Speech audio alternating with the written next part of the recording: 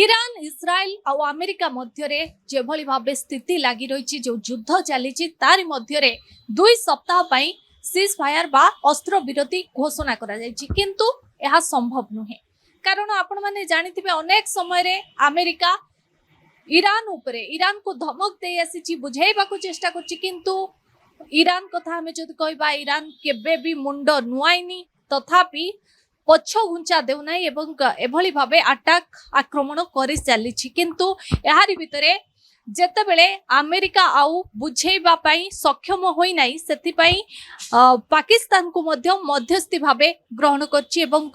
ମଧ୍ୟସ୍ଥିର ଭୂମିକା ନେଇଛି ପାକିସ୍ତାନ। ଯେଭଳି ଭାବେ ଯେଉଁ ଅସ୍ତ୍ର ବିରୋଧୀ ବା 2 ସପ୍ତାହ ପାଇଁ ଅସ୍ତ୍ର ବିରୋଧୀ ଘୋଷଣା କରାଯାଇଛି, ତାହା କିନ୍ତୁ ସମ୍ଭବ ନୁହେଁ। ଆଉ ଏଥିପାଇଁ ଅନେକ କାରଣ ମଧ୍ୟ ରହିଛି। ତେବେ କାହିଁକି ସମ୍ଭବ ନୁହେଁ, ଏ ଯେଉଁ କାରଣ ରହିଛି, କ'ଣ ସବୁ କାରଣ, ସେ ସମ୍ପର୍କରେ ଅଧିକ ଆଲୋଚନା କରିବା ଆମ ସହିତ ଫୋନ୍ ଲାଇନରେ ଯୋଡ଼ି ହୋଇଛନ୍ତି ଗ୍ରୁପ କ୍ୟାପ୍ଟେନ ବା ସୁରକ୍ଷା ବିଶେଷଜ୍ଞ SK ମହାପାତ୍ର। ଚାଲନ୍ତୁ ଜାଣିବା ସେ କ'ଣ କହୁଛନ୍ତି। ସାର୍, ଆପଣଙ୍କୁ ନ୍ୟୁଜ୍ ରୁମକୁ ସ୍ୱାଗତ କରୁଛି। ସାର୍, ଯେଭଳି ଭାବେ ଯୁଦ୍ଧ ଲାଗି ରହିଛି, ତ ଏଇ ଯୋଉ ଯୁଦ୍ଧର ମୋଡକୁ ଆପଣ କେମିତି କ'ଣ ଦେଖୁଛନ୍ତି? କେଉଁ ମୋଡକୁ ଯିବ ବୋଲି ଆଗାମୀ ଦିନରେ ଆପଣ ଭାବୁଛନ୍ତି? ବର୍ତ୍ତମାନ ଯୋଉ ସିଜ୍ ଫାୟାର କଥା ଉଠୁଛି, ତ ତାର 5 କାରଣ ମୁଖ୍ୟ କ'ଣ ରହିଛି ଯେଉଁଥିପାଇଁ ହୋଇପାରୁନି? ଆଜ୍ଞା ଦେଖନ୍ତୁ, ପୁଣି ଥରେ ଦର୍ଶକ ମାନଙ୍କୁ ସ୍ୱାଗତ କରୁଛି। ଆଉ ବର୍ତ୍ତମାନ ପିସ୍ ଟକ୍ ଆରମ୍ଭ ହେଇଛି ଏବଂ ବର୍ତ୍ତମାନ ଏଇ ଜିନିଷ ଆମେ ରେକର୍ଡ କଲା ବେଳକୁ ହୁଏତ ଇରାନର ଯୋଉମାନେ ନେଗୋସିଏଟ୍ କରିବା କଥା ସେମାନେ ଆସିକି ହୁଏତ ପାକିସ୍ତାନରେ ପହଞ୍ଚୁଥିବେ। ଇସଲାମାବାଦରେ 2 ଦିନ ପାଇଁ ଛୁଟି ଘୋଷଣା କରାଯାଇଛି ଏବଂ ଆମେରିକାରୁ କିଏ ଆସିବେ ତାଙ୍କ ଭିତରେ ମଧ୍ୟ ଏଇ ଜିନିଷ ରେକର୍ଡ କଲା ବେଳକୁ ହୁଏତ ସ୍ପଷ୍ଟ ହେଇଯିବ ଆଉ ଘଣ୍ଟେ 2 ଘଣ୍ଟା ଭିତରେ। ଏବଂ ପିସ୍ ଟକ୍ ବର୍ତ୍ତମାନ ଆରମ୍ଭ ହବ। ଆଉ ଏଇଟାକୁ ନେଇକରି ସମଗ୍ର ବିଶ୍ୱର ବିଭିନ୍ନ ମିଡିଆରେ ବିଭିନ୍ନ ପ୍ରକାର ବହୁତ ପ୍ରକାର କଳ୍ପନା ଜଳ୍ପନା ପ୍ରକାଶ ପାଇଛି ଏବଂ ଏକୁ ନେଇକରି ଗୋଟେ ଆଶା ଏବଂ ଉତ୍କଣ୍ଠାର ମଧ୍ୟ ସୀମା ନାହିଁ। କିନ୍ତୁ ମୋ ମତରେ ଦେଖନ୍ତୁ, ମୋର ଗୋଟେ ବ୍ୟକ୍ତିଗତ ଆକଳନ ଏଠି ରହୁଛି ଯେ ଏଇ ପିସ୍ ଟକ୍ ଯେତେ ଦୂର ସମ୍ଭବ ସେତେ ମାନେ ସଫଳ ହବାର ସମ୍ଭାବନା ବହୁତ କ୍ଷୀଣ ମତେ ଲାଗୁଛି। ଏଇଥିପାଇଁ ତାର କାରଣ ଦେଖନ୍ତୁ, ମୁଁ ଆପଣଙ୍କୁ ବର୍ଣ୍ଣନା କରିବି କ'ଣ ମୁଖ୍ୟ କାରଣ କ'ଣ ହେଇପାରେ। এই ପିସ୍‌ଟକୁ କରାହଉଛି ବର୍ତ୍ତମାନ ପାକିସ୍ତାନ ଅନୁକୂଳରେ। ପାକିସ୍ତାନ କେବଳ କୁହାଯାଉଛି, ପାକିସ୍ତାନ ନିଜକୁ ଏଥିପାଇଁ ବହୁତ ଡେଣ୍ଡରା ପିଟୁଛି ଯେ ଆମେ ମାନେ ବହୁତ ପଲିଟିକାଲ ଏନର୍ଜି ଏଥିରେ ଆମେ ଇନଭେଷ୍ଟ କରିଛୁ ଏବଂ ଆମେ 2 ପ୍ରକାର ପାର୍ଟିକୁ ଆଣିଛୁ। କିନ୍ତୁ ପ୍ରକୃତରେ କହିବାକୁ ଗଲେ ପାକିସ୍ତାନରେ କେବଳ ଭେନ୍ୟୁ ଏବଂ ଯୋଉଠିକି ବର୍ତ୍ତମାନ ଗୋଟେ ପୋଷ୍ଟମ୍ୟାନର କାମ କରୁଛି, ଯୋଉଠିକି 2 ଜଣ ମୁଖ୍ୟ ଏଥିରେ ଯୋଉ ମାନେ 2 ପ୍ରୋଟାଗନିଷ୍ଟ ଆଉ ଆଣ୍ଟାଗନିଷ୍ଟ ଆପଣ କୁହନ୍ତୁ ବା ଯେମିତି କୁହନ୍ତୁ, ଆମେରିକା ଏବଂ ଇରାନ ଉଭୟ କଥାବାର୍ତ୍ତା ହେବେ। ପାକିସ୍ତାନ କେବଳ ଗୋଟେ ମିଡିଏସନ ଗ୍ରାଉଣ୍ଡ ଯୋଉଠିକି ଉଭୟଙ୍କର କଥାବାର୍ତ୍ତା ହବ। ଆଉ ପାକିସ୍ତାନ ସେଭଳି କୌଣସି ଲିଭରେଜ ନାହିଁ ଇରାନ ଉପରେ ବା ଆମେରିକା ଉପରେ ଯେ ସିଏ ଗୋଟେ ପ୍ରଭାବ ବିସ୍ତାର କରିପାରିବ ବା କୌଣସି ପ୍ରକାର ଗୋଟେ ଉଭୟଙ୍କୁ ପ୍ରବର୍ତ୍ତାଇବାରେ ବା ଉଭୟଙ୍କୁ ଗୋଟେ କୋହଳ ମନୋଭାବ ପୋଷଣ କରିବା ଦିଗରେ ପାକିସ୍ତାନ ପାଖରେ ସେମିତି କିଛି ନାହିଁ। ନା ଆର୍ଥିକ ବଳ ଅଛି, ନା ସାମରିକ ବଳ ଅଛି, ନା ନିଜର କୂଟନୈତିକ ଗୋଟେ ପରାକାଷ୍ଠା ଅଛି ବା ସମଗ୍ର ବିଶ୍ୱରେ ନିଜର ଗୋଟେ ମହିମା ବା ମର୍ଯ୍ୟାଦା ଅଛି ଯୋଉଥିପାଇଁ କି ଇରାନ ଏବଂ ଆମେରିକା ପାକିସ୍ତାନ କଥା ଶୁଣିବେ। ଏନିୱେ, ପାକିସ୍ତାନ କଥା ବର୍ତ୍ତମାନ ରଖିକି ବର୍ତ୍ତମାନ କହିବା ଯେ ମୁଖ୍ୟ କାରଣ କ'ଣ ହେଇପାରେ ଯୋଉଥିପାଇଁ କି ଏଇ ଯୋଉ ପିସ୍ ଟକ୍ ର ମାନେ ସକାରାତ୍ମକ ସମ୍ଭାବନା ଆସିବା କ୍ଷୀଣ। ପ୍ରଥମ କଥା ହେଉଛି ଟ୍ରଷ୍ଟ, ପ୍ରଥମ କଥା ହେଉଛି ଭରସା। ଦେଖନ୍ତୁ, ଇରାନ ଏବଂ ଆମେରିକା ଉଭୟଙ୍କ ଉପରେ ଆଦୌ ଭରସା ରଖିପାରୁନାହାନ୍ତି ଏବଂ ଅତୀତରେ ମଧ୍ୟ ଡୋନାଲ୍ଡ ଟ୍ରମ୍ପଙ୍କର ଯୋଉଭଳି ଆଭିମୁଖ୍ୟ ରହିଛି, ଯାହା କହୁଛନ୍ତି ଏବଂ ଯାହା କରୁଛନ୍ତି, ଯୋଉଭଳି ଭାବରେ ଷ୍ଟେଟମେଣ୍ଟ ଦଉଛନ୍ତି ଏବଂ ଷ୍ଟେଟମେଣ୍ଟ ସରିବା ପୂର୍ବରୁ ଯୋଉଭଳିଆ ଭାବରେ ଆକ୍ରମଣ କରୁଛନ୍ତି ବା ଯୁଦ୍ଧବିରତି ଘୋଷଣା କରୁଛନ୍ତି ଏବଂ ଆଗକୁ କ'ଣ କରିବେ ସେ ସମ୍ପୂର୍ଣ୍ଣ ଭାବରେ ଗୋଟେ ଅନ୍ଧକାର ଭିତରେ ଏବଂ ଅପୋନେଣ୍ଟ ତାଙ୍କର ସଦାବେଳେ କନଫ୍ୟୁଜ ଯେ ଟ୍ରମ୍ପ କ'ଣ କରିବେ। ଏବଂ ଇରାନ ବର୍ତ୍ତମାନ ଦେଖନ୍ତୁ, ଇରାନ ଉପରେ ଭରସା ମଧ୍ୟ କରି ହେଉନାହିଁ କାରଣ ଇରାନ ଆକ୍ରମଣ ମଧ୍ୟ କରୁଛି ଏବଂ 6ଟା ନିଜର ଇସଲାମିକ କଣ୍ଟ୍ରିଙ୍କ ଉପରେ ମଧ୍ୟ ଆକ୍ରମଣ କରିଛି ଏବଂ ହରମୁଜ ପ୍ରଣାଳୀକୁ ବନ୍ଦ ରଖିବ ବୋଲି ମାନେ ଯୋଉ ପ୍ରସ୍ତାବ ନେଇକରି ଇରାନ ରାଜି ହେଇଥିଲା ଯେ ହଁ ବର୍ତ୍ତମାନ 48 ଘଣ୍ଟା ବିତିଗଲାଣି, ଆମେ ହରମୁଜକୁ ଖୋଲିଦେବୁ। କିନ୍ତୁ ବର୍ତ୍ତମାନ ପୁଣି ଥରେ ଯାହା ଦେଖାଯାଉଛି 2 ଦିନ ଭିତରେ ଆମର ଷ୍ଟାଟିଷ୍ଟିକ୍ସ କହୁଛି ଯେ ସେମାନେ ହରମୁଜକୁ ଖୋଲି ନାହାନ୍ତି ଏବଂ ଅନ୍ୟ ଜାହାଜ ଯାଇପାରୁନାହାନ୍ତି। ତେଣୁ ଏଭଳି ଅବସ୍ଥାରେ ଉଭୟଙ୍କ ପ୍ରତି ଗୋଟେ ଗଭୀର ଭାବରେ ଦ୍ୱେଷ ରହିଛି ଏବଂ ପରସ୍ପର ଉପରେ ଆଦୌ କୌଣସି ପ୍ରକାର କନଫିଡେନ୍ସ କିମ୍ବା କୌଣସି ପ୍ରକାର ଆସ୍ଥା ନାହିଁ। ତେଣୁ ଏଭଳି ପରିସ୍ଥିତିରେ ଯେ ସେମାନଙ୍କର ପିସ୍ ଟକ୍ ବା ସେମାନଙ୍କର କିଛି ଗୋଟେ ଆପୋଷ ମିଳାମିଶାର ବୁଝାପଡ଼ା ଯେ ସକାରାତ୍ମକ ହବ ସେଇଟା ମୁଁ ଭାବୁନି। ଆଚ୍ଛା, ଦ୍ୱିତୀୟ କାରଣ, ଉଭୟ ଦେଶର ବର୍ତ୍ତମାନ ଡୋମେଷ୍ଟିକ ଆଉ ପଲିଟିକାଲ କନଷ୍ଟ୍ରେଣ୍ଟକୁ ଦେଖନ୍ତୁ। ଡୋମେଷ୍ଟିକ କନଷ୍ଟ୍ରେଣ୍ଟ କ'ଣ ବର୍ତ୍ତମାନ ट्रंप जो अवस्था अच्छा बर्तमान अमेरिका सहजे ट्रंप रिपब्लिकान पार्टी रे प्रति समर्थन टिके कमी आउ डेमोक्राट मान आप जानते खड़गहस्त एपरिक रक्त चाउल चोबाउंट एपरिक अमेरिकार जनसाधारण रास्ता को ओह्लैले तेणु ट्रंप बर्तमान पॉलिटिकल प्रेशर बहुत रही जो अवस्था ट्रंप अच्छा बर्तमान जब हटिजे ताले समग्र विश्व में छवि रे गोटे बड़ आंत आसवर संभावना अमेरिका जो सुपर पावर बोली निजक बहु दिन डिंडिम पिटी आसला सेटा भी संभव हो पारे तेणु एभली अवस्था ट्रंप बैकट्रैक करें अर्थात ट्रंप एभली कौन पदक्षेप नहीं पारे जो थे कि देशर जनसाधारण भावे जे ये डरीगले ये सामान्य भीरु कि ये कापुरुष टाइप जड़े जननेता जहाँकर कि निजर ओजन नहीं तेणु ट्रंप निजर भावमूर्ति सहित सालिश कर संभावना आदौ ना आम देखुचे ट्रंप पर्सनालीटी जहाँ अतिमात्रा आत्मगर्वी एवं अहंकारी कहवाक हम बा आरोगांट नार्सिसिज्म एवं अनेक मेगालोमानियाक एमती अनेक इंग्राजी शब्द अच्छी जहाँ कि मुझे तो ओडिया ट्रांसलेट करने को पाऊनी किंतु यही जड़े व्यक्तित्व संपन्न व्यक्तित्व जे निजर कथार चलीजे माने निजर कथार ओहरी जी ईरान आड़ू ईरान समर्थन ईरान को सुहाउथिबा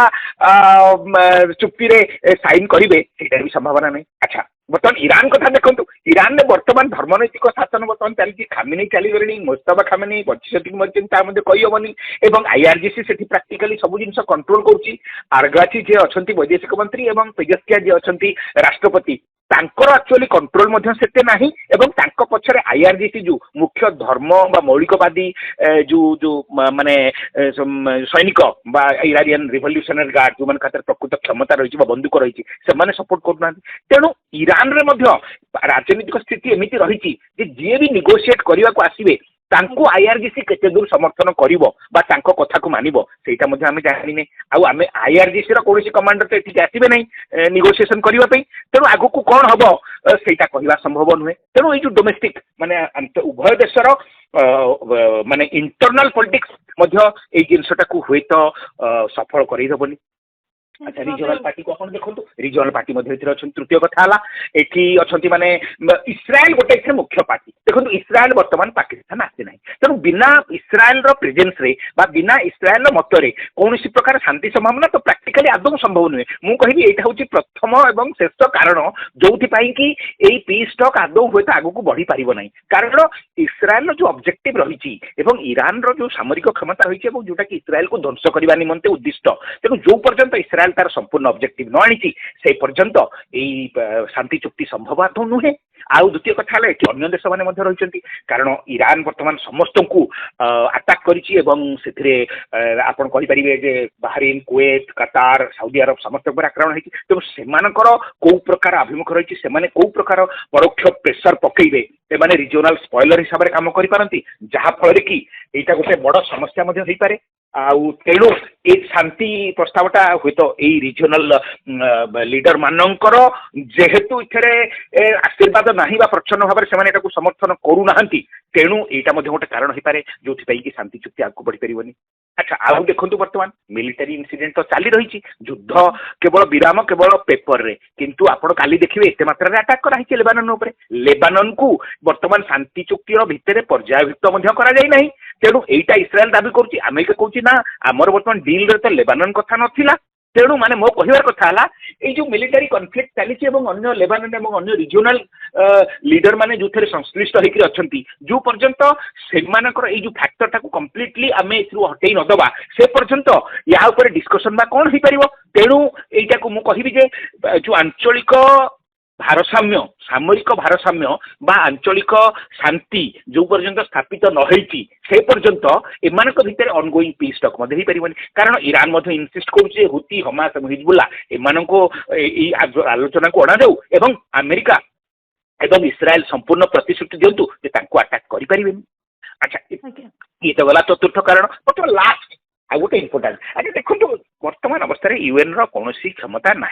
तेणु गोटे ड्यूरेबल पीस गोटे लंबा दीर्घम्याद धरिक गोटे जदि पीस आसवा चाहे ताहले केमिति गोटे एजेंसी दरकार जे कि जिनसटा को मॉनिटर करेंगे जो मैंने ऑन द ग्राउंड देखिए जे अमेरिका हो बा इस्राएल हो बा ईरान हो प्रकृत संधि चुक्ति को मानिबे और पालुचंती किंतु आप देखिए से अंचल से कौन एजेंसी ना जी कि हूँ आगू को जाकरी हूँ यहाँ को एनश्योर करेंगे जहाँ प्रेजेन्स रे उभय शांति चुक्ति को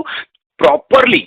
ମାନେ ନିୟମିତ ଭାବରେ ପାଳନ କରୁଛନ୍ତି ଏବଂ ଯାହା ଯାହା ସର୍ତ୍ତ ରଖାଯାଇଛି ତାକୁ ନିଶ୍ଚିତ ଭାବରେ ସମ୍ମାନ ଦଉଛନ୍ତି। ଏକୁ ସୁପରଭାଇଜ କରିବା ପାଇଁ କୌଣସି ଏଜେନ୍ସି ନାହାନ୍ତି ସେ ଅଞ୍ଚଳରେ। ୟୁଏନ ତ ଏକରେ ନାହିଁ, ଦ୍ୱିତୀୟରେ ହଉଛି ଆମେରିକା ହଉଛି ଗୋଟେ ପାର୍ଟି। ତେଣୁ ଏଭଳି ବିଶ୍ୱର କେହି ବି ନାହାନ୍ତି ଯିଏକି ଅନ୍ତତଃ ସେଠି ରହିପାରିବେ, ପ୍ରେଜେଣ୍ଟ ରହିପାରିବେ ଏବଂ ଉଭୟଙ୍କ ଭିତରେ ଚୁକ୍ତି ପାଳନ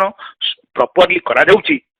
ତାକୁ ମନିଟର କରିପାରିବେ। ତେଣୁ ଏଭଳି ଅବସ୍ଥାରେ ମତେ ଲାଗୁନି ଯେ ପାକିସ୍ତାନରେ ଯୋଉ ଇସଲାମାବାଦରେ ଯୋଉ ହବାକୁ ଯାଉଛି ଏଇଟା ଗୋଟେ ବଡ ଧରଣର କିଛି ଗୋଟେ କ୍ରାନ୍ତିକାରୀ ବା ବଡ ଧରଣର ଗୋଟେ ଲାଷ୍ଟିଂ ସଲ୍ୟୁସନ ଆଣିପାରିବ। ଆଉ ଯେମିତି କହିଲି ଆଉ ଆଗକୁ କଣ ହବ ସମୟ ହିଁ ବତେଇବ, କିନ୍ତୁ ଏଇ କାରଣ ରହୁଛି ମୁଖ୍ୟତଃ ଯୋଉଥିପାଇଁ କି ଏଇଟା ଗୋଟେ ମୁଁ କହୁଛି ଏଇଟା ଗୋଟେ କେବଳ ଆଲୋଚନା ହବ ଏବଂ ପରବର୍ତ୍ତୀ କାଳରେ ପୁଣି ଥରେ ସେମାନେ କହିବେ ଯେ ନାଇଁ ଆମେ ପୁଣି ଥରେ ଆହୁରି ଆଲୋଚନା କରିବୁ। ମାନେ ଏଇଟା ଗୋଟେ ମୋଟ ଉପରେ ଷ୍ଟେଲମେଟ୍ କିମ୍ବା ମୋଟ ଉପରେ ଗୋଟେ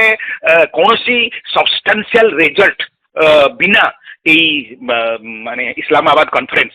ନିଶ୍ଚିତ ଭାବରେ ଅନ୍ତ ହବ ବୋଲି ମୋର ଆକଳନ। ନିହାତି ଭାବେ ଆଗକୁ ଯାହା ହବ ଜଣା ପଡିବ। ବହୁତ ବହୁତ ଧନ୍ୟବାଦ ଆପଣଙ୍କ ଆଲୋଚନା ପାଇଁ। Thank you.